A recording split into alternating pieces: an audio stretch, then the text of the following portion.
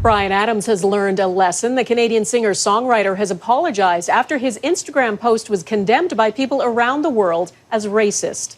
I'm going to read it, so apologies in advance.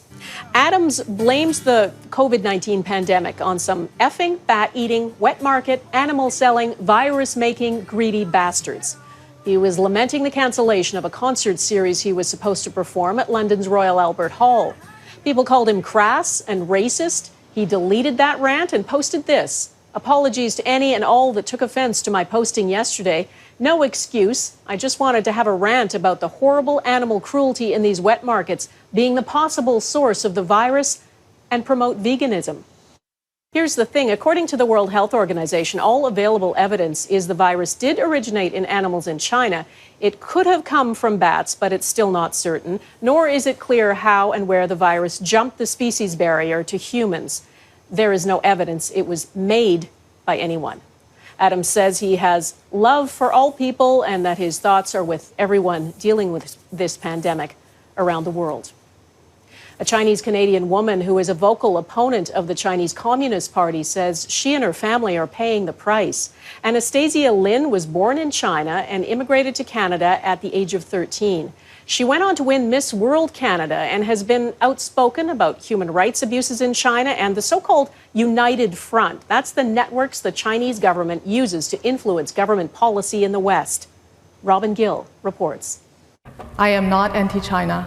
Anastasia Lin knows Beijing has many eyes on her, especially when she gives these speeches critical of the communist regime. Its censorship of information endangers global health. Now the coronavirus outbreak is a perfect example. But her blunt manner has consequences back in China, where she was born and where her father still lives. He's been banned from leaving the country, and the family's business acquaintances are visited by an agency known as the United Front. When the national security agent invite you to drink tea, it means that they're going to meet up with you, issue a vague threat. The United Front is a tentacle of the Communist Party of China and operates both at home and abroad. According to Amnesty International, the operatives allegedly harass or threaten people of Chinese heritage living in Canada to turn on dissidents and shut down critics. The way they operate is through fear and greed. The two worst things in human nature. They try to intimidate you. If it doesn't work, they try to buy you off. According to security experts, these so-called spies are right here in Canada and are agents of China's Cold War with the West. The reports that we have are persons who have been subject to harassment by agents of the Chinese regime, whether they are persons in Canada with diplomatic protection, because there are more diplomats accredited to the People's Republic of China in Canada than all other countries. The Chinese embassy in Ottawa did not answer requests from Global News to respond to these allegations. So we went to the Prime Minister.